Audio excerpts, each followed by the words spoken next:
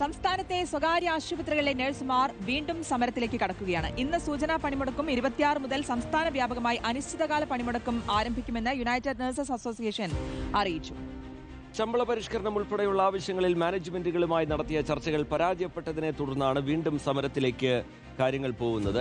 MG Pratheesh വിവരങ്ങളുമായി തിരുവനന്തപുരത്ത് നിന്ന് ചേരുന്നുണ്ട്. പ്രതീഷ്, ഈ തുടർ ചർച്ചകളിൽ ഒരു സമവായത്തിലേക്ക് എത്താൻ കഴിയും എന്ന പ്രതീക്ഷയൊക്കെ ആദ്യഘട്ടത്തിൽ ഉണ്ടായിരുന്നെങ്കിലും പിന്നീട് ആ ചർച്ചകളും പരാജയപ്പെട്ടു പോകുന്നതാണ് കണ്ടത്. വീണ്ടും സമരത്തിലേക്ക് കടക്കുകയാണ്. കൂടുതൽ പ്രതിസന്ധിയിലാവുന്ന തരത്തിൽ മുമ്പ് സമരകാലത്ത് നമ്മൾ കണ്ടതാണ്, രോഗികൾ വലയുന്നതൊക്കെ കണ്ടതാണ്. ആ സമാനമായ രീതിയിലേക്ക് വീണ്ടും കാര്യങ്ങൾ പോവുകയാണോ പ്രതീഷ്?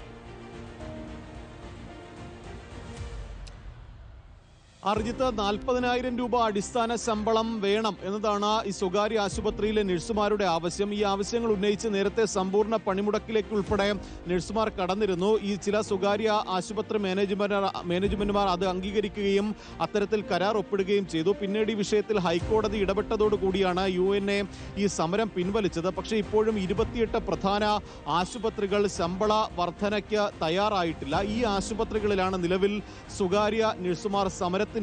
ഇന്ന് സൂചനാ പണിമുടക്ക് നടത്തും. 26-ന് സമ്പൂർണ്ണ പണിമുടക്കിലേക്ക് പോകാനാണ് നിലവിൽ തീരുമാനം. ഈ ആശുപത്രികളിൽ പലതവണ മാനേജ്മെന്റുമായി UNA ഭാരവാഹികൾ ചർച്ച നടത്തിയെങ്കിലും 40,000 രൂപ അടിസ്ഥാന ശമ്പളമെന്ന ആവശ്യത്തിൽ ഈ ആവശ്യം മാനേജ്മെന്റ് അംഗീകരിച്ചില്ല. ഈ പശ്ചാത്തലത്തിലാണ് വീണ്ടും സമരത്തിലേക്ക് കടക്കുന്നത്. മറ്റ് ആശുപത്രികളെ ഇത് ബാധിക്കില്ല. കാരണം വലിയൊരു ശതമാനം ആശുപത്രികൾ 40,000 രൂപ അടിസ്ഥാന ശമ്പളം നൽകാമെന്ന് അംഗീകരിച്ചിട്ടുണ്ട്. അതുകൊണ്ട് തന്നെ അവിടെ സമരമുണ്ടാകില്ല. പക്ഷേ 28 പ്രധാനപ്പെട്ട ആശുപത്രികൾ കേന്ദ്രീകരിച്ച സമരം ശക്തമാക്കാനാണ് UNAയുടെ തീരുമാനം. ഹൈക്കോടതി ഇടപെട്ടിട്ടും ഈ സ്വകാര്യ മാനേജ്മെന്റുമാർ ഇത് അംഗീകരിക്കുന്നില്ല എന്നതാണ് പ്രധാനമായും UNA ചൂണ്ടിക്കാണിക്കുന്ന കാര്യവും. റിജിത്ത.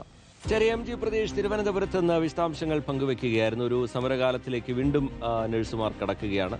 ഇത് തെരഞ്ഞെടുപ്പ് കാലമൊക്കെ ആയതുകൊണ്ട് തന്നെ എന്തെങ്കിലും തരത്തിലുള്ള സമവായങ്ങൾക്ക് സാധ്യതയുണ്ടോ എന്ന കാര്യം സർക്കാരും പരിശോധിക്കുന്നുണ്ടാവണം.